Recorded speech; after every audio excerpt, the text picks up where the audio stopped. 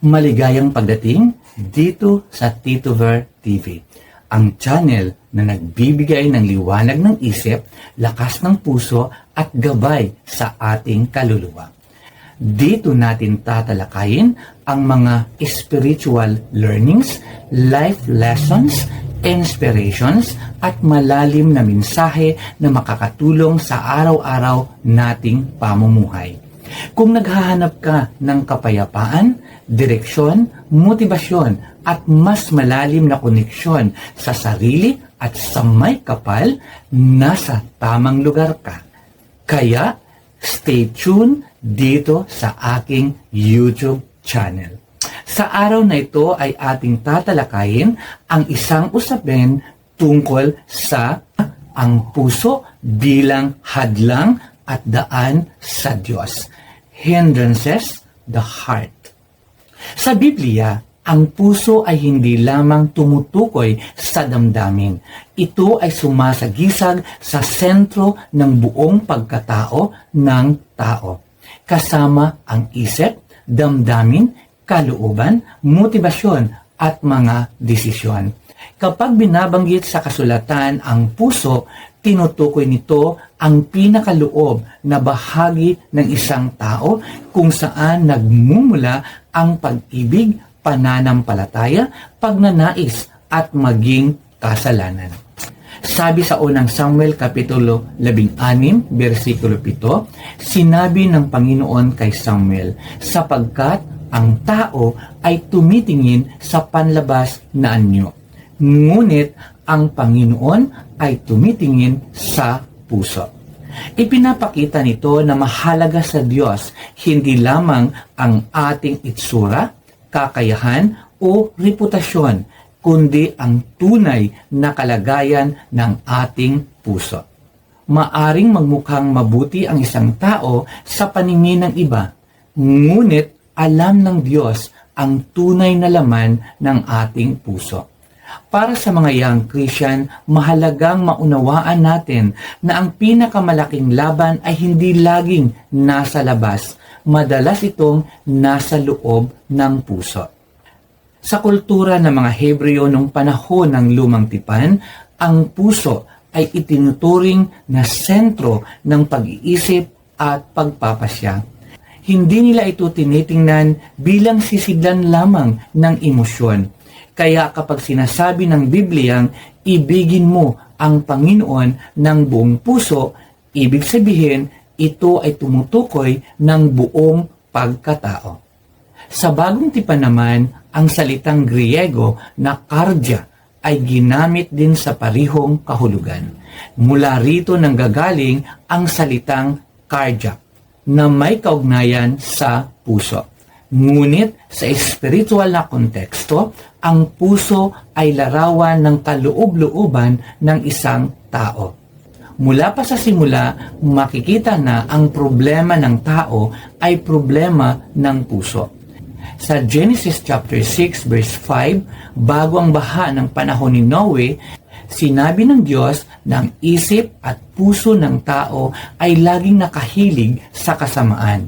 Kaya ang ugat ng pagkasira ng mundo ay hindi teknolohiya, kahirapan o politika, kundi ang makasalanang puso ng tao. Ano ang problema na makikita natin sa ating puso? Una, mapanlinlang ang puso. Sabi sa Jeremias Kapitulo 17, versikulo 9 na nagsasabing, sino ang makakaunawa sa puso ng tao? Ito'y mandaraya at walang katulad. Wala nang lunas ang kanyang kabulukan. Ibig sabihin, hindi palaging tama ang nararamdaman natin. Minsan, iniisip nating tama tayo kahit mali. Maaari kasi nating sabihin, masaya naman ako rito, kaya siguro tama ito. O sinasabi nating, mahal ko siya, kaya okay lang. Or, pakiramdam ko, wala namang masama sa gagawin ko. Ngunit, ang damdamin ay hindi palaging gabay ng katotohanan. Ang puso ay maaaring malinlang ng pride, ng lust, ng inggit, ng galit o takot. Parang kumpas na sira ang puso na hiwalay sa Diyos. Kahit sundan mo ito, sa maling direksyon ka nito dadalhin. Pangalawa, ang puso ang ugat ng kasalanan. Sabi sa Mark chapter 7 verse 21, sapagkat sa loob, sa puso ng tao, nagmumula ang masasamang isipang nag-uudyok sa kanya upang makiapid, magnakaw at pumatay. Ipinaliwanag ni Jesus na ang kasalanan ay hindi nagsisimula sa labas kundi sa loob. Ang masasamang gawa ay bunga lamang mula sa pusong malayo sa Diyos.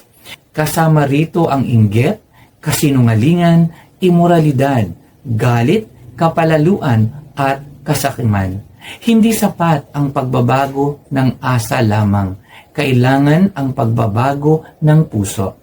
Kaya, hindi sapat ang relihiyon kung walang tunay na pagsuko sa Panginoon. Pangatlo, maaring tumigas ang puso. Sabi sa Hebreo Kapitulo 3, versikulo 12 na nagsasabing, mga kapatid, ingatan ninyong huwag magkaroon ang sinuman sa inyo ng pusong masama at walang pananampalataya na siyang maglalayo sa inyo sa Diyos na buhay. Ang pusong matigas ay pusong ayaw makinig sa Diyos kahit paulit-ulit ng kinakausap.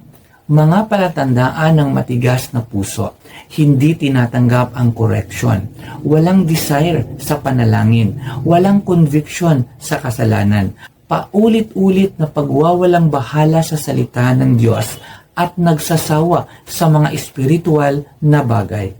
Katulad ng malambot na lupa ay madaling taniman, ngunit ang matigas na lupa ay hindi mapapasukan ng binhi. Ganon din ang pusong matigas, hindi napapasukan ng salita ng Diyos. Ano ang solusyon ng Diyos sa problema ng puso? Una, hanapin ng Diyos ng buong puso. Ayon sa Jeremias Kapitulo 29 sa versikulo 13 na nagsasabi, kung hinahanap ninyo ako, ako'y inyong matatagpuan kung buong puso ninyo akong hahanapin.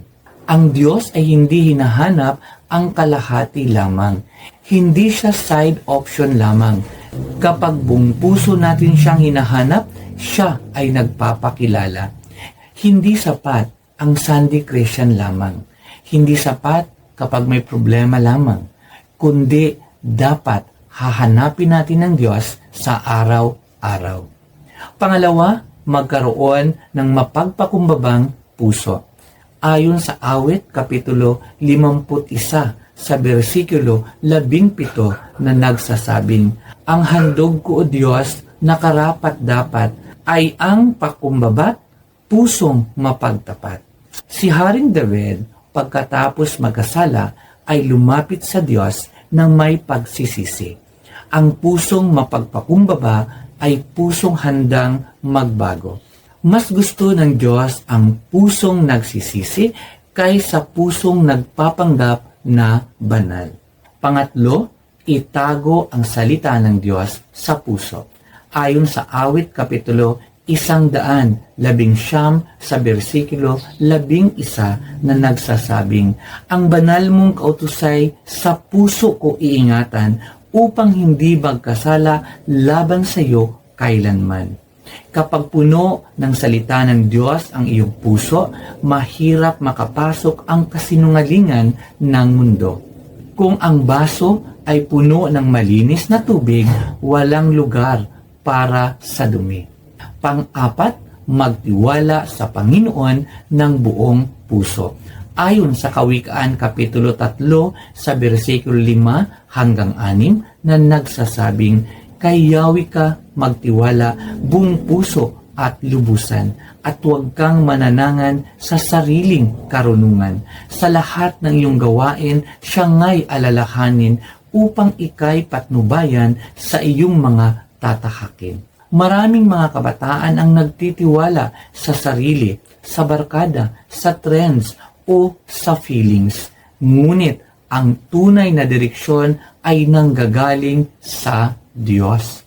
At ang panglima, ang banal na Espiritu ang nagbabago ng puso. Ayon sa Ezekiel Kapitulo 11 sa versikulo 19 hanggang 20 na nagsasabing, bibigyan ko sila ng bagong puso at bagong espiritu.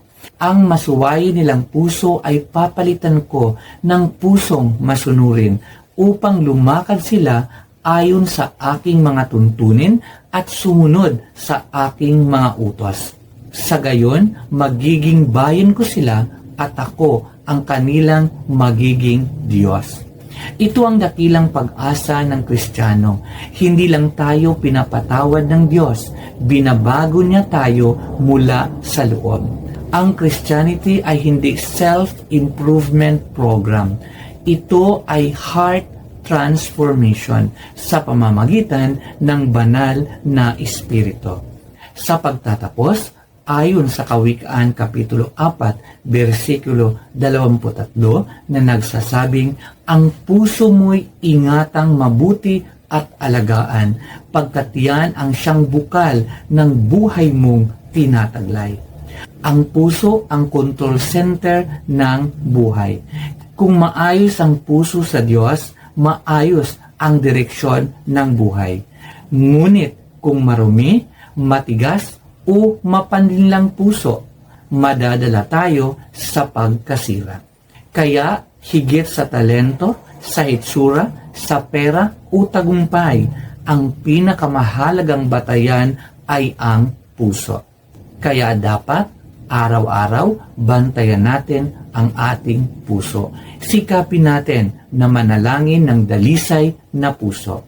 Maaari nating sabihin, Panginoon, siyasatin mo ang puso ko. Ikumpisal agad kapag tayo ay may kasalanan. Patuloy tayo na magkaroon ng mapagpakumbabang puso. Tumanggap ng koreksyon mula sa magulang, mula sa leader o sa mga mature na Kristiyano.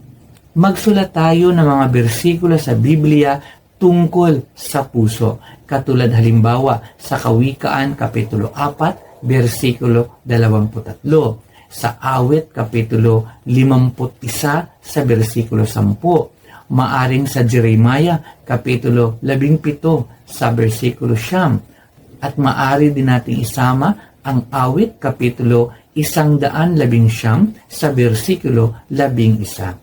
Dapat din nating bantayan ang mga pumapasok sa ating puso tulad ng mga awitin, mga videos, mga kaibigan, at social media.